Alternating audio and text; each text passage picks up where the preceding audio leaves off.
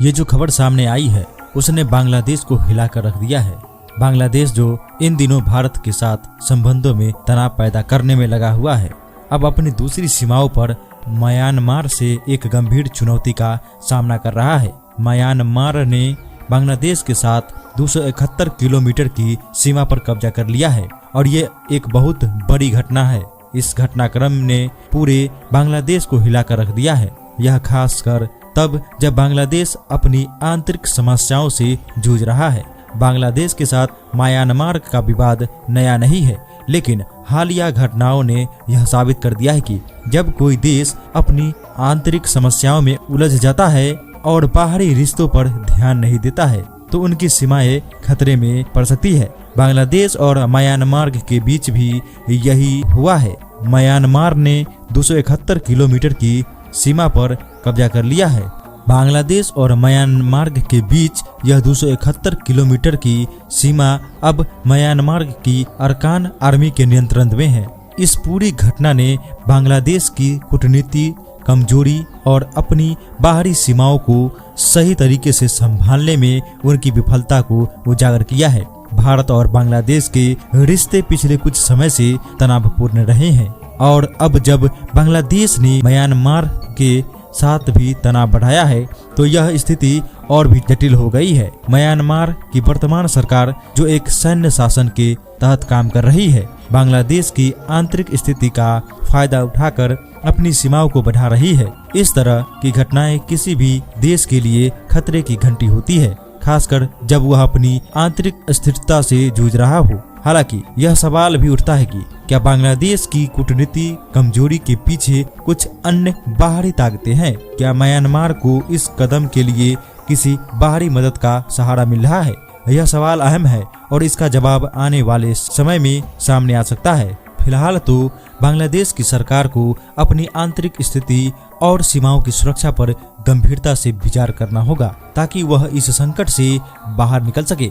यह घटनाक्रम बांग्लादेश की कमजोर कूटनीति और सुरक्षा की स्थिति को उजागर करता है और यह देश की भविष्य में बड़ी चुनौतियों का सामना कर सकता है। म्यांमार की अरकान आर्मी ने इस कदम के पीछे अपनी ताकत और क्षेत्रीय लक्ष्यों को मजबूती से स्थापित करने की कोशिश की है। म्यांमार का यह कदम केवल एक सैन्य कार्रवाई नहीं है, बल्कि इसका एक बड़ा राजनीतिक संदेश भी है।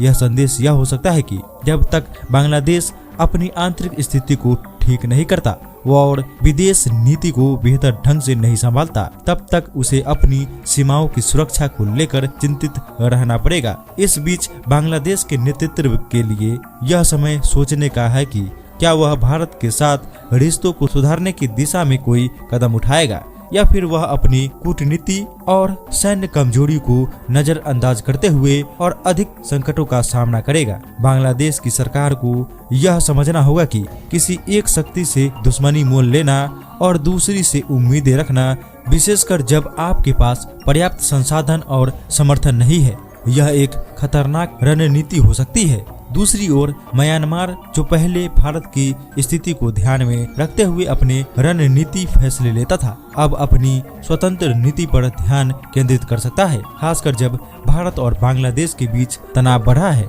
यह संभावना भी है कि म्यांमार को किसी प्रकार की अप्रत्यक्ष या प्रत्यक्ष सहायता मिल रही हो, जिससे वह बांग्लादेश के खिलाफ अपनी सैन्य रणनीति को आगे बढ़ा पा रहा है। अब बांग्लादेश के लिए सबसे बड़ी चुनौती यह है कि वह अपनी आंतरिक अस्थिरता और सीमाओं पर नियंत्रण रखने में सक्षम हो, ताकि वह न सिर्फ म्यांमार के कब्जे से अपनी जमीन को वापस प्राप्त कर सके, बल्कि भारत और अन्य देशों के साथ अपने संबंधों में सुधार भी कर सके। यह एक बहुत ही चुनौतीपूर्ण समय है और बांग्लादेश को अपनी रणनीति दिशा पर गंभीर विचार करना होगा। इसी बीच बांग्लादेश के नागरिकों को भी अपनी सरकार से उम्मीदें है कि वह उनकी सुरक्षा और कल्याण के लिए ठोस कदम उठाएं, ताकि देश की स्थिति में सुधार हो सके और बाहरी खतरे से बचाव हो सके। भविष्य में अगर बांग्लादेश अपनी विदेश नीति और सुरक्षा तंत्र को मजबूत करता है तो उसे अपनी आंतरिक और बाहरी समस्याओं से निपटने में मदद मिल सकती है।